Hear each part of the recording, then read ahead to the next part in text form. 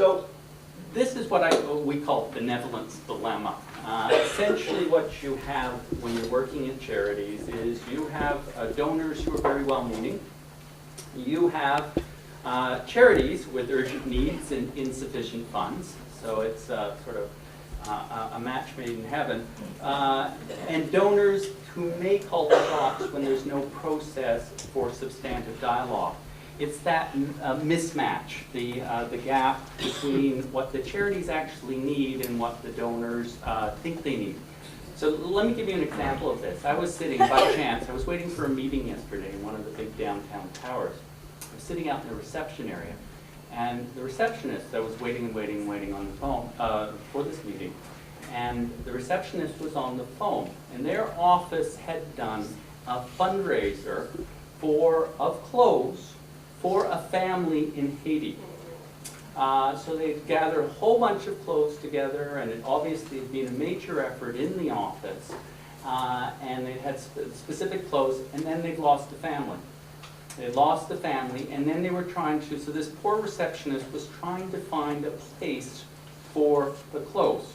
And so she was calling around town to various charities, getting more and more indignant about why Charity A couldn't find the family to get the clothes. I mean, the fact that they had a major humanitarian and natural disaster was sort of irrelevant from her perspective. She just wanted to make sure that the clothes got out there because there is so much good intentions in the office. The process was, it was her job to carry through on it. And then they'd gone through a shelter. The shelter didn't want the clothes, and she was quite indignant. She was sort of editorializing to me, little knowing what I do, that couldn't figure out why any good charity wouldn't want these fine clothes. And then she was just saying to the courier, she had the courier on the other line, well, just find any charity and get rid of them. Which sort of perfectly explains this gap. I mean, it's a particularly extreme sort of illustration, but it sort of captures that. So I wanted to share with you what I call the donor continuum, and we'll call it the difficult donor continuum. And so the continuum sort of being a range of activities, a range of intentions. And one of the things that as charities you have to negotiate is figure out on an ongoing basis where donors are on this continuum.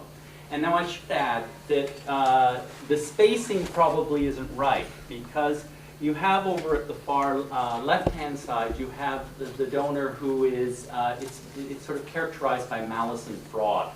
Now this person is probably very rare.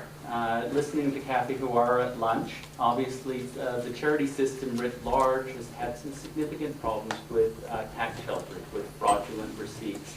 I occasionally run across people who are involved with money laundering. Nonetheless, generally speaking, these people are in the minority. But they do exist, but I always found when I worked at charities that they were actually fairly easy to sort out. Pretty quickly. Sort of, if you get along that, there's sort of the middle ground between malice and fraud. There's always the people, because I come from a planning background. I do a lot of charitable planning. It involves taxes. Sometimes it involves sort of complex planning. One of the challenges is when you're an individual charity is figuring out how much time and energy do you spend working with individual, it could be volunteers, it could be well-meaning professionals from the community, or just somebody with something to sell, who are coming to you with, we'll pick on insurance, an insurance plan or something like that, where there's a very, very high level of complexity. I wouldn't actually say that they fit into the malice and fraud, but they do, it is a question of what are their motivations, and is it actually going to be a fit with your mission? And that's really the key point. Can you get the fit with the mission? And how do you sort of get the intersection between donor intentions, donor behavior, and mission? That's the big challenge. It's the big balancing act. It's the big negotiation. And it also involves a lot of education as well as formal structures like policies. I've always believed that, that there's a bit of a no zone, I call it. It's just forget it. No way, we're not going to do it. Go away, go bother somebody else. It's just say no, to quote U.S. drug policy. There's a lot of gifts not a lot of gifts, but a fair number of gifts of this nature. And I find that the charities have a very strong sense of their mission, sense of their priorities, sense of their community, actually are much more confident to say no. They won't waste their time with gifts. And so a lot of it, and I think Rebecca's comments will reflect this, is knowing who you are and what you do. It also gets into this because as you cross this black line here, the next stage along the continuum in my mind is what I call benevolent ignorance. So it's very well-meaning. There's a great desire to help, but there's often a gap. And I would place, frankly, the discussion that I shared with you with the receptionist as a form of benevolent ignorance in many ways. It was a mismatch. There was a great desire to help, but they were helping in the wrong way. If they had cut a check, got it to the right organization, and it would have got there much faster and it would have helped. But what they did is it became in many ways about the sort of this collective and rather romantic desire to help an individual with specific goods. In many ways, in order to be effective, most charities operating in an international, particularly a disaster like this, you need to push it aside and say, this is what we can do, and this is what we can't do. There are situations where, frankly, there's this desire to help, but frankly, it's misguided. It's misguided. There is not this connection, and there's not an overlap. Because really, the key thing is, does it fit with your mission? Does it advance your mission? And just because there's that desire to help doesn't necessarily mean that a gift should be made, particularly if there's all sorts of expectations and or legal restrictions on top of it. So moving along, some of these, the benevolent ignorance, these well-meaning gifts should just be said, be firm about who you are and what you can do and what you can't do. Say thank you very much and move on. It's well-meaning, but it's not actually that helpful. Then into this zone of mission fit. One of the interesting things about when you're dealing with difficult donors is it's not a question of being difficult. I think difficult has this notion, it's not a word that we actually came up with, is that there is this perception that somehow the donor is being deliberately difficult. That, in my mind, that for the most part couldn't be further from the truth. What it is a genuine misunderstanding around what is helpful. It's a question of education, it's a question of communication, and that channeling this desire to help, but you really have to make sure that it's put in the right place. So there's this constant need for dialogue. And so moving them along from sort of benevolent ignorance, where they can make the gift, and into creative tension and trust. I would say, actually, although it's sort of lost over at the right-hand side, good, trusting, deep donor relationships with charities tend to be the norm. Most people believe and trust, otherwise they wouldn't give. There are, however, sometimes as the size of the gift increases, there's a variety of different factors, but there's a lot of other variations on it. One of them I find, particularly when you're dealing with large gifts, and I've dealt with fairly significant gifts over the years, is tends to be a creative tension. And I tend to view this as a positive thing. I was taught early in my career that philanthropy in many ways is a bit of a creative dialogue between what of donors' wishes and charity needs. And there is this dynamic quality in the rub between it. And it's not always easy to navigate that. The irony is, if you have a large mass, sort of a large mass of donors, sort of a large middle-class base, let's say, you're probably mostly going to be dealing with donors at the par trust end. That's where they're at, and a lot of larger charities that focus on this, they're very good at the communications. I know Maggie Ferris was presenting on similar sorts of issues earlier today, is really having that clarity of what you do and what's helpful and how to get the word out. But often where you see the creative tension is actually around larger gifts. Because it's not everybody lining up. Often the larger gift, and quite naturally, the more the discussion. Or if it's a particular type of gift, so going back to the idea of donating clothes, again, very, very well-meaning, but unless you have the mechanisms to deal with it, a lot of in-kind gifts just aren't particularly, in an extremist situation like Haiti. I've sort of touched upon this notion of bad gifts versus well-meaning gifts because there is a crossover between the two. And it's also a question of understanding difficult donors because it is a matter of outright personality sometimes. Often starting from a well-meaning perspective because so many donations start with the check. They don't actually start with the discussion, and which actually creates a bit of a challenge. That there's an assumption, a desire that the check crosses your bank account once it's there, and then all of a sudden the implications start to come out.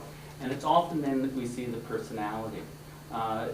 It's interesting around questions like, and again, this is a policy issue. It's rare for discussions to be had about the return of gifts because gifts, technically, it's a one-way street. Unless they're conditional gifts, unless the receipt actually hasn't been issued, the only way you can return is actually through, it's a goodwill function. It's not a legal function. So sometimes you end up in that very, very difficult zone, but there's been a number of examples in Canada where it's got to the point where you just hold your nose and you send the money back because you want it to end. But again, I think that that's reasonably rare. I am a big believer in having the discussion internally about saying no, about what you do say no to, and I think Rebecca will pick up on this point. Knowing who you are as a charity, what kind of gifts would you say no to? Is it going to take up too much time? Is there going to be too many resources? Is this beyond the technical capacity? And does it represent risk? Is this from an unknown source? And as well-meaning as they may appear, does it potentially represent risk? Having that internal dialogue, I think it does start with the dialogue first, in my mind, and I've always found it helpful to have the discussion on an ongoing basis through management meetings. It's often reflected and sort of codified in a policy document around gift acceptance. But I think that the strongest charities in this way are the ones that have that active discussion. And sometimes it's very vigorous, as you'll hear, and figuring out. The other thing is what I call the charity dominant culture, and this is a related point. You need to define the dominant culture through charity, but figuring out what that is. If you can figure out who you are, if you can define who you are, you can potentially say, yes, this makes sense for us, no, this doesn't. So let me give you an example. A very important form of funding within the charitable sector is the endowment. So many charities, particularly larger institutional charities, have endowments, which are investment funds that provide an annual income. Not all charities do. And many charities actually have real mission challenges around it. Should they actually have endowments? So a classic case traditionally being the Canadian Cancer Society. If we are going to eliminate cancer, do we want to perpetuate it with permanent funds and create an infrastructure that makes it continue on, or do we want to maximize the use of resources and get them out the door? A similar debate I know has gone on at MSF. How do you be a prudent manager of funds? How do you build up resources so when the next earthquake or tsunami hits, you can actually respond to it, or cholera epidemic. But how do you continue to react? How do you, so having dialogues like that within, because there's often an assumption on the part of donors that, you know, I've talked to my university and they love the idea of a scholarship. And then I go down the road to another charity and they just want to spend the money immediately. What is the gap? And it's knowing who you are and truly being able to communicate that out to the donors and the general community. So, and it's that match that's so important. My final point that I just wanted to touch upon before handing it over to Rebecca is looking at from a policy perspective. And there's a lot of good examples, and I'd certainly be pleased to share some afterwards if people are interested, about gift acceptance policies and having a formal policy. And it could be in simple terms, sometimes it's in mission terms. So, you know, if you're an environmental charity, do you really want to be getting funds from a major oil sands producer, for example? And so there's those sorts of mission concerns. A classic case in the cancer community would be from tobacco. And those are obvious ones. But they're important sort of framing pieces that speak to mission. The secondary piece is around the complexity, going back to my planning groups, and how much time and energy should you spend on a particular gift? Should you be focusing on these gifts? If you have a policy, if you have that vigorous discussion, and if you put it into some codified document, one of the great blessings it provides to charity staff is the ability to say no, not as an individual, but as a representative of the charity. So, as I always used to say, this gives me somebody to blame, even though I went through the process to develop it. It really helps clarify. So, to give you an example, if you're dealing in the gift planning world, do you accept certain types of gifts of insurance, or do you accept gifts of private company shares, or things like that? Now, these are rarefied examples, but there's it really helps to have procedures around that. And if you do accept it, so it's sort of yes, we do, no, we don't, or do we accept particularly restricted gifts as well? So to give you an example again with endowments, it's fine to have an endowment, but what kind of restrictions should an ongoing permanent fund have? Should they be broad to reflect the changing needs in the world, or should they be very narrow? In my mind, they should be broad because they'll serve the mission of the charity on an ongoing basis. So you have to be able to say, you know, every so often, I just want to support, this is an extreme example, you know, scholarships for red-haired kids from Prince Edward Island sort of thing. Sometimes you actually get narrow restrictions like that, and so to be able to define it more broadly, and you could revert to Charter of Rights and Rights and Freedom on that as a reference point as being important elsewhere in the sector. So, and the final point is just a gift review. So if you run across something that you haven't dealt with before, and you're on the front line, do you have, it doesn't have to be a huge committee that you go to, but do you have somebody that you can say to the donor, freshly in their face, complete honesty, I don't know the answer to that. I can't tell you. I need to consult with, we have an internal process. And it may be just consulting with the executive director or the board chair or something like that, or two, but it's a quick turnaround process that you essentially have some decision-making process. So it's not all on you in the front line, particularly if you're a staff person or an individual volunteer. That you're reflecting sort of the larger mission and the larger sort of corporate responsibility. One doesn't need to look much further than our charter. There's a mystique around MSF. I think I had it when I didn't work for MSF. I still I still feel that way. There is a mystique around MSF, Doctors Without Borders, but if you look at our charter, it answers pretty much any question about what's it really like on the inside and who are you people and do you really do that? Are you really difficult to work with? The answer is yes, in many cases. And so what I've done here is plucked out some of the words that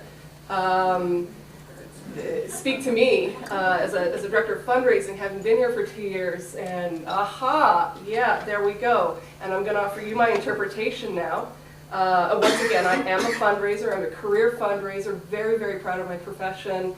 I am at MSF because I believe wholly in the medical ethics of the organization. I never was an NGO or whatever, fairly conservative fundraising and business background. So coming here was an absolute culture shock for me, and I quickly, there was no easing into the culture, but I do appreciate it. But here's my interpretation of our culture, and it's taken right from the charter. We're associative.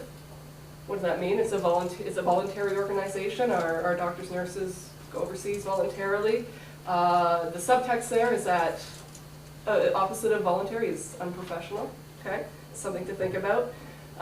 In red there are doctors and health sector workers. Okay, so the majority of our people, including our board, our leadership at the executive level are doctors. They are used to taking care of other people. They're used to taking very good care of sick people, maybe not so good at taking care of the healthy stakeholders of the organization, themselves, their staff, their donors. And in all honesty, these are my observations, and probably would be corroborated and debated, as Malcolm said. We're a culture of debate and critical. We're very, very self-critical. What else do we have there? Principles. Okay, there's a big one. I'll come back to that. Yeah. Well, let's talk about it now. Honor the following principles. Well, we see that word a few times, not in the charter, but later on. Principle used as an adjective and as a noun. When I came to MSF, it was quickly apparent that we were a principled organization, but I still am trying to figure out what that means. I have some idea, and it certainly has relevance in having difficult gift discussions with donors. You know, if we can't figure it out internally and we're willing to debate, we don't have a gift acceptance policy because that would take years and 2 more planets to write and to be agreed upon. Neutrality and impartiality. Okay, so we're outsiders. We're an outsider agent. We've always been that way. We always want to be that way, and that is to achieve our mission, to have access, to go places where other agents can't or won't go, and save lives. That's it. So we claim full and unhindered freedom. I love that. We are jerks. We can be quite jerkish. There's, it's a classic MSF cowboy rebel attitude, singing loud and clear right in our charter. We're not saying this is perfect. It has worked for us, but as I'll go on, it probably does need shifting a little bit. Independence, again, this is a characteristic that's very much at the core of MSF and of our mission delivery. Independence. Well, also, we are a financially independent organization. We receive less than 10% funding from government institutions to be able to not get kicked out constantly, although we are more and more lately out of places like Darfur and Sri Lanka. So on the one hand, we want to be independent outliers in the aid world, in the field, but we so very much rely on financial independence, private donors to be able to achieve what we need to do in the field. Volunteers again, and risks. Members understand the risks and dangers of their missions, so we're a bunch of risk takers now. But what you don't see in the charter are some of the good qualities, and of course today's discussion is about difficult donors, difficult restrictions and difficult donors. But there's so many qualities that are admirable at MSF. We're decisive. I love that about the organization. That gets us in trouble too at headquarters and in the field. We're brilliant in a crisis, and of course we are humanitarian. But as I've said before, and this is my observation now, our history is of being an outlier organization. Discussed a bit about security in the field. That may need to change a little bit. We may need to be more integrated into the domestic life of the places that we know we're going to be for a long time. It's not going to get better in the Congo in the next 5 years. We've been there for 30 years. We're going to be there a lot longer. Haiti as well. So maybe we should lose the in-out mentality. And I would submit too, on the human resource, the recruiting side, there are a lot of fine organizations, you represent them, who are out recruiting MSF right now. I would question the volunteer spirit and its relevance in the 21st century. And now I'll launch into what I really can talk about safely, is fundraising. We are not donor-centered, and I think you can see why we are not from our charter. And this is, we're also a very conflicted organization, and we know that, and we need more and more resources. The world is, the needs are escalating around the world. And so what do? How do we negotiate a very strong dominant culture of independence and in-out mentality and outsider with the donors that we so need? So for me as the director of fundraising, how do the dominant culture characteristics help and impede my work? What are the challenges? What are the opportunities? At MSF, the world is our emergency room. So our case for support. What is it? It's not we're medical. We're highly professional. I used to work at some of the top hospitals in the city, and I've seen a lot of breakthroughs and absolutely amazing clinical work, and I see that in the field too, as I'm sure you all do with your organizations, and it makes me so very proud. But it was a lot easier raising money for a chair in thoracic surgery, where you had a natural base of prospects, perhaps, families who were patients or had a patient in the family with lung cancer or something like that. We, our donors, our populations, our beneficiaries, they're anyone, anywhere. Our work is about people. This is our case for support. It's people, it's medicine, it's countries, it's geopolitics, it's themes like maternal health, so you can throw in a feminist angle if you want. That's our case for support that we have to articulate to raise money. And what is bigger than that? Not much, and there's not very much that's specific in there as a starting point and an ending point. If MSF had its way, everything would be unrestricted, and everyone would give $1 million unrestricted because they should, they're obligated to. Yeah, somebody's words, yeah. Our work is also, it's a moving target. We're an emergency organization. We don't plan things. They happen, we go there, then we leave. And I will say the case for support for MSF is the best and the worst for a fundraiser. I think you know this. You get $100,000 first-time gifts out of nowhere. And then you get another, and they're anonymous, or you can't grow them. My challenge is to be able to take such benevolence and capacity and opportunity and grow it, and I'm wrestling with that. So, cerebral case for support. It's all the heady stuff I've discussed before. Fundraising is about managing relationships and connecting people to projects and outcomes. Well, we can't offer this in many cases. So what we do, and I was thinking about this, as I develop a major gifts program, especially in the Legacies program, we are stuck at speaking at an annual fund level. And we're stuck at speaking in terms of, we're the biggest, we're the best, low administrative costs, if you care about those things. We had 10 million patient consultations last year. So so what? Okay, I'll give you $100. That's where we often find ourselves stuck if we don't push, and if our donors don't push us, which they do, and which we appreciate. A university would never do that. They would never say, we're the biggest and the best in the country, and we educate 50,000 people every year. Please endow a chair. I wouldn't give that. I wouldn't ask that way either. But so yeah, we are speaking in terms of annual fund language. It's a cerebral case for support. Again, a moving target. I was telling Malcolm earlier about an example where a couple years ago when I first started, I was able to negotiate with the board. You know what? This donor is going to make a major gift. He wants to support a vertical project for HIV/AIDS in Africa. That's what he wants to do. So fine, we did that, debated it, okay, go for it. Well, we did. He made a nice gift. Further, he did a letter writing campaign, got some nice gifts from his community and his associates. Whole package in, and we didn't realize that that project was handed over to the Ministry of Health 2 weeks ago. 2 weeks before he sent all his checks in. So that's what we're dealing with here, and luckily it was an opportunity for a conversation with that donor to show what a good news story that is. MSF is here, we're a Band-Aid organization. I hear often on some of my donor conversations, but you're just a Band-Aid.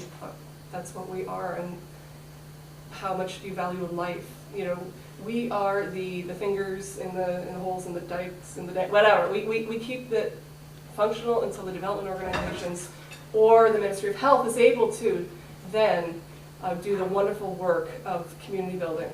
So that donor in that case understood that his wonderful, his campaign, that was his campaign.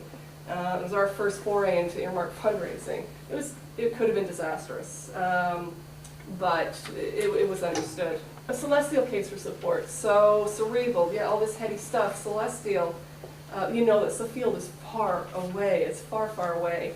How do you engage donors in the work? How, you know, our doctors are so wonderful, so humanitarian.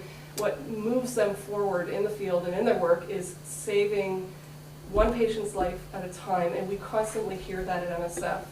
That is the driving factor, the motivation for these doctors. They think in terms of singular patients. Well, why are we in fundraising speaking in terms of millions of people vaccinated in Nigeria?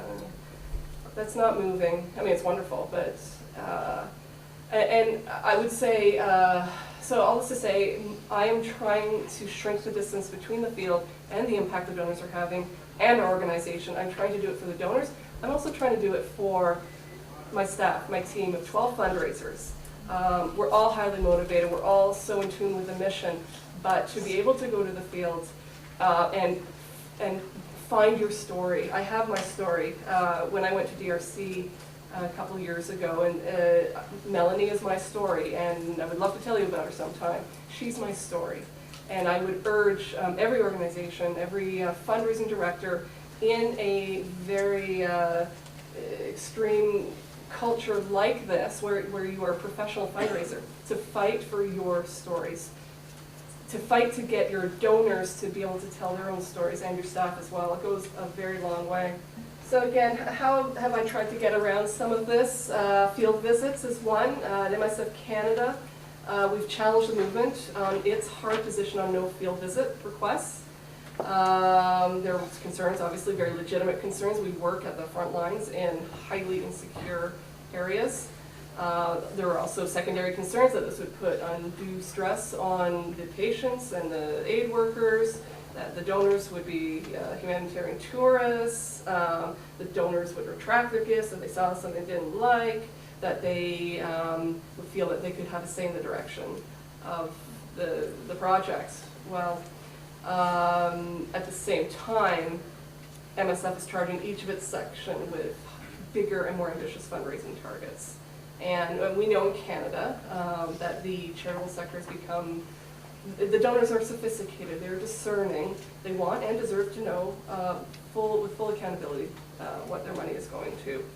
And we also know further that fully engaged donors can do the work of 5 years of acquisition mailings. You just get one that's charged and motivated. And again, I bring it back to that single story, and you're that much further ahead. So we, in 2008, developed a policy, and we have piloted, and that's why I put here, forever piloting, sometimes landing. We've learned that in MSF and within its culture, the notion of piloting something is revered, and it's, wow, isn't that, that's bold, and yeah, go pilot something. So I'm piloting my 5th now, and I don't plan on writing it into a policy anytime soon. So it works for us, it works for us. Response fund, well, that is another great example of a donor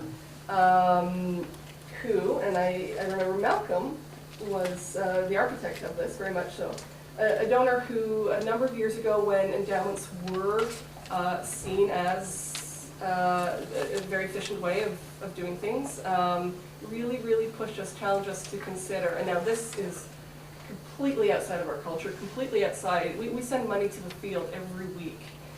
We send money, I shouldn't say this, but in plumpy nut boxes. This is so outside the realm of how we do things, both in our mentality and in our financial accounts.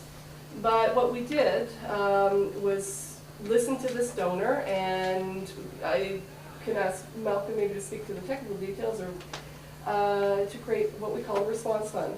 Can you just... Essentially, for the financial types in the room, it's essentially reserved with a bit of a marketing wrap around it. So you can take in large gifts and respond to individual situations, but if you need the capital, you can use it. You're not sort of limited by sort of forever restrictions. So how do you get that responsiveness? How do you reflect the mission of the organization? At the same time, how do you attract the gifts? That's one of the big challenges. And so finding something that was responsive and it could carry, but it's structurally it's just a reserve fund for those who don't. And because it's responsive and because it's new, it's within MSF's dominant culture characteristics, and it was accepted. Just to finish off quickly, I can't have this discussion without pointing out restricted funds for Haiti. So MSF, of course, you well know the tsunami story where we halted restricted funds to Southeast Asia. That was precipitated by a potential overfunding situation in Hurricane Mitch, where we quickly learned the perils of moving away from our core mission.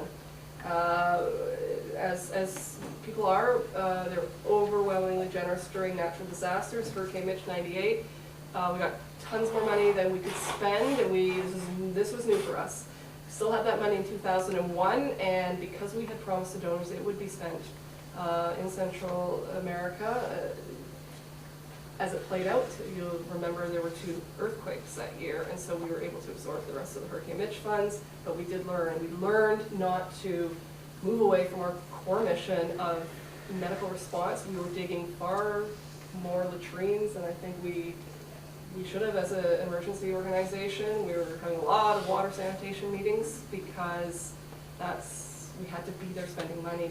So tsunami, well, that story, Haiti, people have asked what's the difference between tsunami and Haiti? Well, the difference is our medical relevance in Haiti is extraordinarily high. In Southeast Asia, people were unfortunately dead, or development organizations needed to do things like desalinate, so crops grow, that stuff we don't do. So in Haiti, we've been there 20 years. We're going to be there a long time. We know we can absorb the money, and I will say we will not be accepting earmarked funds for Haiti beyond 2, maybe 3 years as an emergency organization. We made that decision internally.